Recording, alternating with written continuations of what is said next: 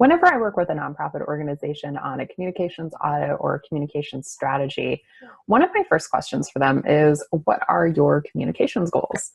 And some will know these offhand, they'll know immediately what they are, but I definitely have had clients and students in classes who aren't really sure what their communications goals are. And for that latter group of people, one of the things I find often happens, both for staff and organizations, is that they often are stuck in the cycle of creating a lot of communications and trying to do communications, putting in all the time and energy and resources it takes to do that, but not really getting the results that they want because they don't have a clear goal from which they can develop an effective strategy. So in today's video, I'm going to talk about how you and your organization can create strategic communications goals to avoid this problem and help you get on the right track with your communications. My name is Vanessa Lockshin, and I'm the president of the Storytelling Nonprofit, a consulting and training company that works with nonprofit organizations to help them tell stories that raise money and awareness. And one of the ways we do this with our clients is through communications consulting. Now, I really enjoy working with communications programs because it's really, I always think, kind of this like linchpin for the organization. It makes programs work, it makes fundraising work, it helps bring broader awareness to an organization. And yet, it's so easy to get caught in the cycle of just constantly communicating and creating content without really having a clear goal in mind. So I want to help you avoid this problem. And even if you think you have some goals, I'd encourage you to watch this video anyways, to think about, are there ways that you could create better, more strategic goals that will actually help you get what you want out of communications for your organization? I'm going to break this down into 3 steps that you can follow along with. And at the end of this video, I would love to hear what your communications goals are, so be sure to let me know in the comments below. So step number 1 is to brainstorm a list of possible results you'd like to get from your communications. Now, this is a little bit like reverse engineering our way to the goal itself. So I'd really encourage you to think about, what is it you want to achieve as a result of communication?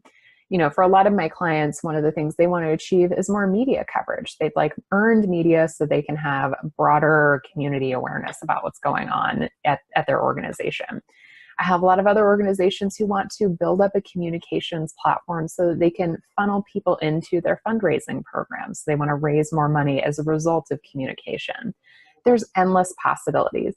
But I'd really encourage you to dream big, write down a list of goals. If you are a one-person communication shop, or maybe you wear a lot of hats at your organization, as many of us do, you may even want to do this with other people from around your organization. Get their input, ask them for suggestions, think about what can we do big picture that would be really impactful for our organization if we had rock solid communications. Step number 2 is to narrow down this list of your possible results to about 1 to 3 that are feasible based on your organization's capacity and its resources. Now, I know many of you may have dreamed really big in that first step, which is awesome. And I encourage people to do that because I think it motivates us in a lot of ways to strive for more and to really reach those next level goals. But I also want you to set goals that are attainable and realistic for your organization so that you don't get demoralized or demotivated in the process. So look at that first step, the list you created. And in this next step, I want you to choose about 1 to 3 of those things that actually make sense for your organization, that are things that you could realistically do, though maybe they're a bit of a stretch. And they're things that you feel like you could do given resources that you have. That could be time, it could be a budget, anything of that nature. Think about those things as well when you select this. Now, one of the lenses I often use to help organizations pick goals in this step is to think about, again, what is the desired outcome? What's going to be the most impactful for us, given other strategic goals we may have? You may want to look at your strategic plan. And if your communications ties in with other things like marketing goals or fundraising goals, think about selecting goals and results that tie into those things so that you can leverage your communications to really make the most of them and help other aspects of your organization's work. Tip number 3 is to actually take these results and now turn them into strategic goals. And I have a process for this, and I'm going to walk you through how I do this. I'm a little old school. I like to use SMART goals sometimes. Maybe you've heard of this acronym before: specific, measurable, attainable, relevant, time-bound for goals. And I think they're useful, useful things to think about. I follow most of them, sometimes not all. But again, thinking about the results that you have and turning that into a goal using this framework can be a good step in the direction that you want to take to develop these great goals for your communications plan. All right, let's say one of the end results you wanted was to have your local community be more aware of your organization as a result of earned media. So maybe this is getting coverage in TV news stories, in articles, and op-eds, maybe on the radio, things of that sort of nature. So that's a really great thing. So let's think about how we could actually turn that into a goal. So how I would turn this into a goal is to say, we want to increase community awareness of our cause through monthly or maybe bi-monthly earned media coverage that showcases our expertise and our organization's mission. So it tells us what we're doing. We're trying to get media coverage once a month, every other month. And there's a purpose to it. We want to showcase our expertise. We don't just want to be in the paper for any old reason. There's a really key reason why we want to be in there.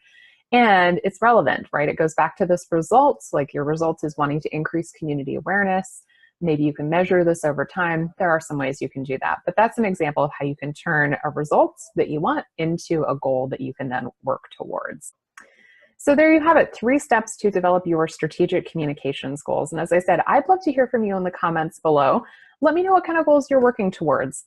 And if you're having trouble figuring out what your goals are or how you're going to reach them, I work with a lot of organizations on communications consulting. So if you need some support and would like to chat about your goals and how you're going to get there, I'll leave a link below so you can follow that to get some more information on how to work with me as a consultant. Finally, if you've enjoyed this video, be sure to subscribe to our YouTube channel to get more weekly tips and content on fundraising and communications. You can use the button in the lower right-hand corner of your screen.